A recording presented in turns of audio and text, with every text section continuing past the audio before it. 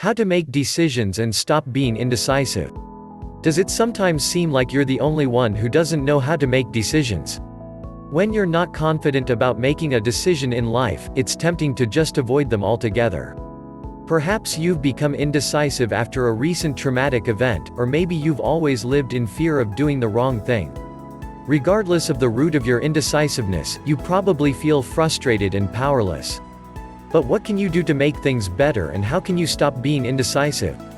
The good news is that there is a whole field of study devoted to the psychology of indecision, and it is possible to learn not just how to make decisions quickly, but also how to make the right decisions. This guide to indecisiveness explores how this way of thinking develops and impacts on your life, then presents 5 things you can do right now, today, to stop being indecisive.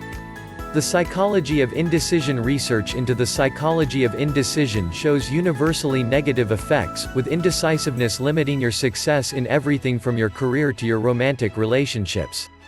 In addition, indecision psychology indicates there are diverse causes. So, what causes indecisiveness in you may not be the same thing that triggers someone else. However, there are certain key things that commonly impact on whether you've learned how to make good decisions.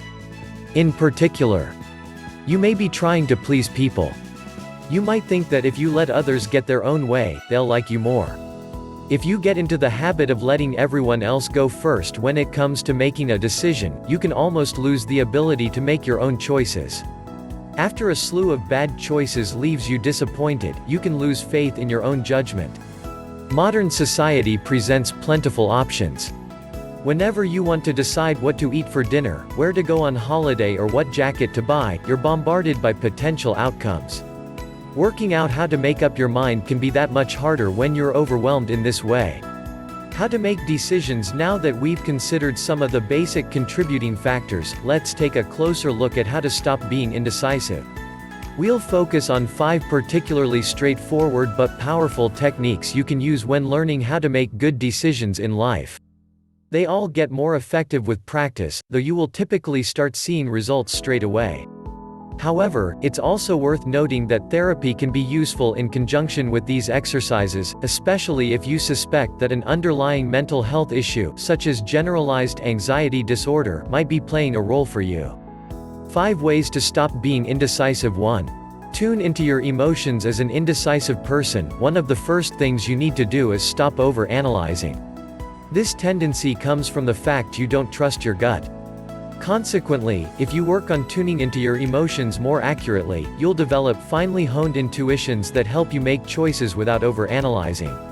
Whether you're looking to learn how to stop being indecisive in relationships with others or are thinking more about your wider life choices, being more emotionally aware can help a great deal.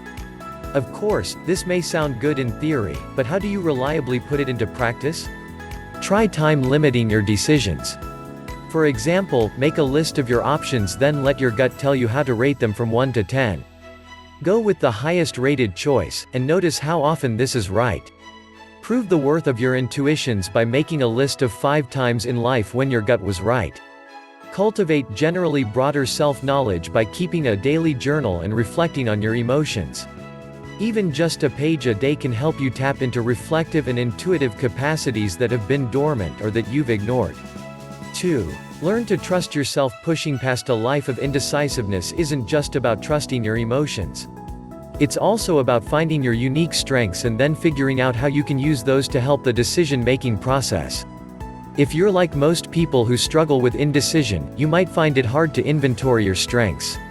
After all, indecisiveness often comes with generally low self-esteem or wider insecurities. Try to list at least 5 strengths you think you have, though if you can identify more, then feel free to make the list as long as you can.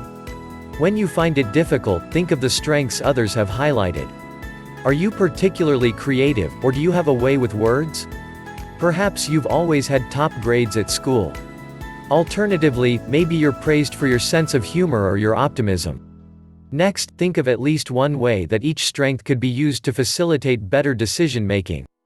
For example, optimism can be used to convince yourself that you can survive any outcome of a decision. Meanwhile, you might use your creativity to draw or design a collage of pictures when you're next struggling to make a choice. 3. Visualize possible outcomes when figuring out how to make difficult life decisions. Visualization takes you closer to the reality of the different choices. This, in turn, can make the right choice much clearer. It can also offer some much-needed reassurance that a decision isn't as significant or foreboding as you previously thought. If you already have some experience with visualization, e.g. through mindfulness meditations or law of attraction work, you'll find this technique very easy. However, even if you're totally new to visualization, you can pick it up quickly. Simply close your eyes and breathe deeply until you feel relaxed. Then, use the power of your imagination to embed yourself in all the possible choices before you. Notice how you feel in each scenario. If creative visualization really doesn't work for you or you just don't like it, there are other approaches.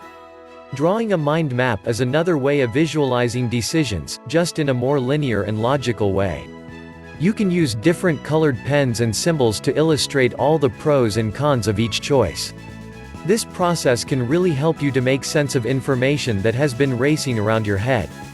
Be careful, though, that this doesn't collapse into over-analyzing. 4. Take your time. While we have considered reasons why you should sometimes set a time limit when making decisions, there are some cases where more time is better. In particular, compelling new psychological research shows that if you take a short break from thinking about a choice, you can end up making a better decision. We can sometimes get trapped in paranoia about having to make a decision now, and this can create anxiety. The anxiety, in turn, makes it almost impossible to zero in on a choice. When you have the sense this might be happening to you, put it all aside for a while.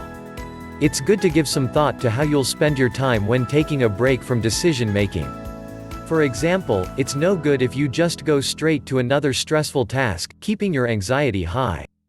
Instead, think about something simple and pleasurable that you can do. Some people find that a walk does the trick, while others immerse themselves in a favorite book or do some exercise. Experiment with different activities and see which seem to make decision-making easier for you. This is all about finding things that make you feel genuinely relaxed, clear-headed and confident. 5. Take action when moving on from an indecisive lifestyle. It's important to remember that you can learn what works, and also learn from mistakes. Firstly, don't become indecisive about the process of battling indecision. Learning what works for you is a process of trial and error that relies on a willingness to experiment. It's only when you attempt different techniques, like the ones above, that you'll be able to assess what pushes you towards better, more effective decision-making. Secondly, try to make a habit of pushing yourself out of your comfort zone more generally. Take action in all areas of life, safe in the knowledge that you can make something good out of every possible outcome. Even when things don't turn out as you'd expected or would have liked, this provides fertile terrain for learning. Often, it is the lessons we learn from apparent mistakes that end up leading us to a better life further down the road. Start small, and slowly allow yourself to become more adept at trying new things. Proving your own versatility, resilience, and adaptability is one of the best ways to show you that indecision is not necessary. You have the power to handle whatever comes your way. Free gift in description.